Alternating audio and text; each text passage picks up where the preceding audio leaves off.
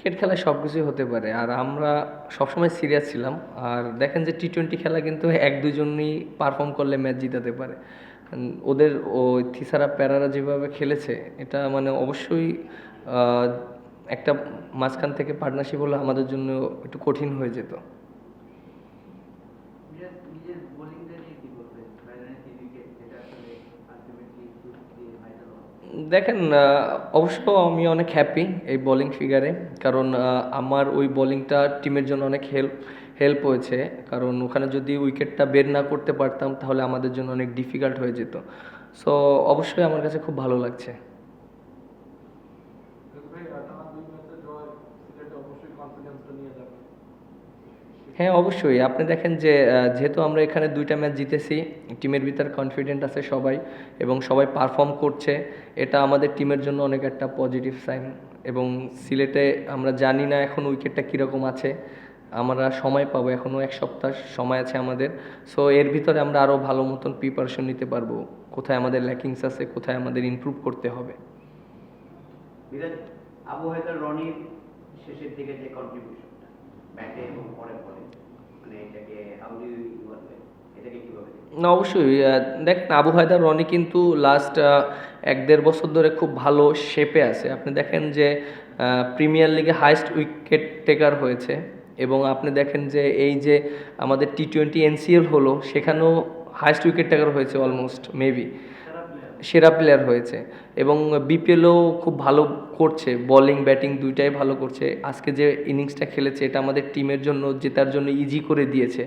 কারণ আপনি লাস্ট ওভারে 3টা 6 মেরেছে, এটা আমি মনে করি যে আমাদের টিমের টার্নিং পয়েন্ট ছিল। সো ও অবশ্যই ভালো করছে, আশা করি এইরকম যদি চলতে থাকে আবার সে ন্যাশনাল টিমে হয়তো ব্যাক করতে পারবে। মিরাজ, আপনি 2টা ম্যাচ ক্যাপ্টেন্সি করলেন, 2টা ম্যাচেই দল জিতলো। ওয়েস্ট ইন্ডিজও ক্যাপ্টেন্সি করেছেন, বেশ মানে ভালোই করেছেন। এখন ন্যাশনাল টিমে মানে কিছু ক্যাপ্টেন্সি কিছু জায়গায় হয়তো গ্যাপ আসছে বা আসবে শূন্যস্থান, মানে আপনি কি ওটার জন্য প্রিপেয়ার হচ্ছেন যে মানে, দেখেন, আপনি যেটা বললেন যে অপরচুনিটি যখন আসে তখন সেটাকে এনজয় করাটা খুব ইম্পর্টেন্ট। আর যেহেতু আমি ওয়েস্ট ইন্ডিজে ক্যাপ্টেন্সি করেছিলাম, এখানেও করছি। আর একটা জিনিস দেখেন, হয়তো এটা আমার জন্য নতুন না। আর ক্যাপ্টেন্সি করাটা একটা অভ্যাসের ব্যাপার। এবং আপনি যদি অনেক দিন গ্যাপ দেন তাহলে অনেক সময় অনেক কিছু ডিসিশন নিতে একটু চিন্তা হয়, বাট কন্টিনিউ যদি এটার ভিতরে থাকা যায় তাহলে অনেক ভালো ভালো জিনিস ভালো ভালো ডিসিশন নেওয়া যায়, ভালো ভালো কীভাবে আরও ইমপ্রুভ করা যায় সেগুলো করা যায়। বাট আমার কাছে মনে হয় যে আমি সবসময় এনজয় করার চেষ্টা করি। মিরাজ, টি-20 ক্যাপ্টেন্সিটা ইন পার্টিকুলার আসলে মানে এখানে ক্যাপ্টেন্সির রোলটা কি থাকে? টি-20তে আপনি দেখেন যে আপনি যত ভালো ক্যাপ্টেনই হন না কেন, আপনাকে যদি প্লেয়াররা সাপোর্ট না করে আপনি কখনোই রেজাল্ট করতে পারবেন না। আর আপনি প্লেয়ারদের সাপোর্টটা খুব ইম্পর্টেন্ট, লাইক পারফর্ম করাটা, বোলাররা ভালো বোলিং করা, ব্যাটসম্যানরা রান করা। আপনি দেখেন যে আমরা যে 2টা ম্যাচ জিতেছি, ফার্স্ট ম্যাচে মাহিদুল অঙ্কন যেভাবে ব্যাটিং করেছে, আপনি দেখেন 22 বলে 58 রান করেছে, এটা কিন্তু আনবিলিভেবল ইনিংস ছিল। এবং এরকম ইনিংস কিন্তু ফরেনাররা খেলে থাকে। এরকম যদি কোনো প্লেয়ার থাকে টিমে, ক্যাপ্টেনের জন্য ইজি হয়ে যায়। এবং আজকেও দেখেন ও খুব ভালো ব্যাটিং করেছে, আবু হায়দার ভালো বোলিং করেছে, জিয়া ভাই একটা ভালো একটা নক করেছে। মানে ক্যাপ্টেন তখনই কৃতিত্ব পায় যখন প্লেয়াররা পারফর্ম করে এবং রাইট সময় রাইট ডিসিশনটা নিয়ে টিম জিতায়। সো আমার কাছে মনে হয় এটাই। না, আমি ডিশের উইকেট খেলতে তো সময়টা অনেক কম থাকে, এটা কি সবচেয়ে বড় জায়গা যে? হ্যাঁ, অবশ্যই, কারণ আপনার খুব কুইক ডিসিশন নিতে হয়। আপনি আর এখন আরও একটা জিনিস যেটা করেছে আইসিসি, প্রায় 1 মিনিটের ভিতরে ওভার চেঞ্জ করে বোলিং করাটা, এটাও একটু ডিফিকাল্ট। কারণ আপনি দেখেন যে অনেক সময় মাঠের ভিতরে ফিল্ড প্লেসমেন্ট করতে হয়, ফিল্ড সেট আপ করতে হয়। সো এই জিনিসগুলো ওই 1 মিনিটের ভিতরে করাটা, খুব কুইক ডিসিশন নেওয়াটা খুব ইম্পর্টেন্ট।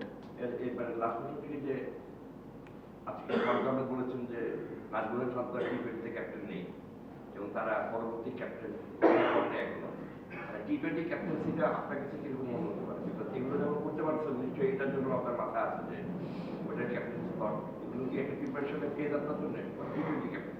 দেখেন একটা জিনিস দেখেন যে টি-20 এটা সম্পূর্ণ বোর্ডের ডিসিশন এক, আর সেকেন্ড থিং হলো যেহেতু আমি বিপিএলের ক্যাপ্টেন্সি করছি, এটা যদি বোর্ড চিন্তা করে যে যে আমাকে দিবে বা আমার চেয়ে আরও বেটার আছে, যেমন আপনি দেখেন লিটন দাস যে সিরিজটা করেছিল ওয়েস্ট ইন্ডিজ, ও ভালো ক্যাপ্টেন্সি করেছিল এবং টিমও রেজাল্ট করেছিল। সো এটা সম্পূর্ণটা বোর্ডের ডিসিশন।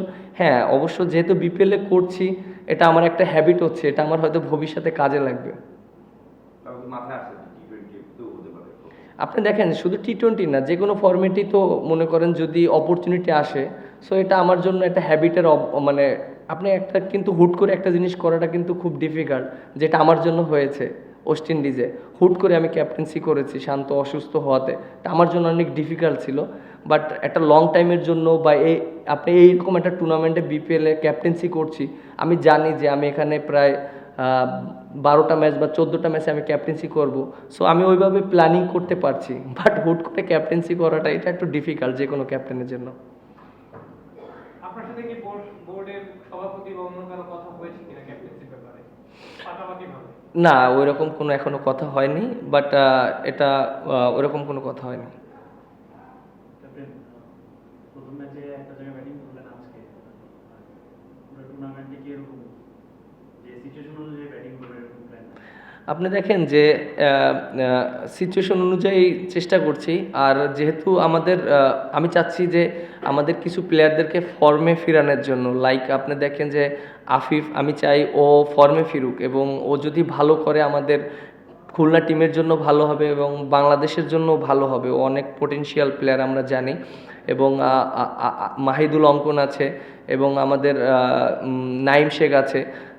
সো আমি চাইলে ওপেন করতে পারি বা উপরেও ব্যাটিং করতে পারি, বাট একটা জিনিস কি দেখেন যে আমাকে তো বাংলাদেশ টিমে ওপেনিং করাবে না। সো আমি যদি এখানে বিপিএল ওপেনিং করি তাহলে আমার ওই হ্যাবিটটা ওখানে হয়তো আমাকে অপরচুনিটি আসবে না, বাট আমি যদি 3-4-এ ব্যাটিং করি, 4-5-এ ব্যাটিং করি, তাহলে আমার এই বিপিএল থেকে হ্যাবিটটা আসবে যে না আমি ওইখানে বাংলাদেশ টিমে যখন ব্যাটিং করব তখন আমার ওই সিচুয়েশনে কীভাবে ব্যাটিং করতে হবে সেটা আমার অ্যাডজাস্ট হতে পারবো। আপনি দেখেন ওয়েস্ট ইন্ডিজ সিরিজে আমি 4-এ ব্যাটিং করেছি, হয়তো আমার ছোট্ট একটু এক্সপিরিয়েন্স হয়েছে, এখানে যদি কন্টিনিউ করতে পারি, ভালো 2-3টা ইনিংস খেলতে পারি, তাহলে আরও বেশি কনফিডেন্ট হবে। আপনি যেটা বললেন যে আপনার প্লেয়ারদেরকে আপনি ফর্মে ফেরানোর চেষ্টা করতেছেন, তো সেটা আমরা এটা কি এই কারণে যে আপনার 6-7-8-এর দিকে অঙ্কন আছে বা জিয়া ভাই আছে বা রনি ভাই আছে, ওনারা খুব ভালো সাপোর্ট দিচ্ছে বলে কি আপনি উপরের দিকে মানে পরীক্ষাটা করতে পারতেছেন বা প্লেয়ারদেরকে ফর্মে ফেরানোর চেষ্টাটা করতেছেন? হ্যাঁ অবশ্যই, আমাদের ডেথ ব্যাটিং অনেক বেশি। আপনি দেখেন যে আজকে যখন আমাদের উপরের ব্যাটসম্যানরা ফেল করেছে, আমাদের কিন্তু ডেথ ব্যাটসম্যানরা ভালো করেছে। অঙ্কন, জিয়াবাই, নাসুম, পিছনের দিকে আবার আবু হায়দার, রনি। একটা টিমের যদি এরকম প্লেয়ার থাকে পিছনের দিকে, তাহলে কিন্তু ক্যাপ্টেনের জন্য ইজি হয়ে যায়। সো আরও ফরেনাররা যদি সাথে যদি একটু সাপোর্ট করে, সো একটা টিমের ব্যালেন্সটা অনেক ভালো থাকে। সো অবশ্য আমি ওইভাবেই চেষ্টা করছি আমাদের টপ অর্ডার ব্যাটসম্যানরা যেন ভালো খেলে, বিশেষ করে নাইম শেখ খুব ভালো ব্যাটিং করছে। ও হয়তো 2টা ইনিংস খেলেছে, বেশি বড় করতে পারেনি, বাট 30 রানের একটা ইনিংস খেলেছে আজকে, আবার গতকালকে 25-26 রানের একটা ইনিংস খেলেছে খুব অল্প বলে। সো এটা যদি বড় হয় বা আফিফ যদি উপর থেকে রান করে, তাহলে আমাদের টিমের পজিশনটা আরও উপরে চলে যাবে, আরও ভালো জায়গায় যাবে। Thank you.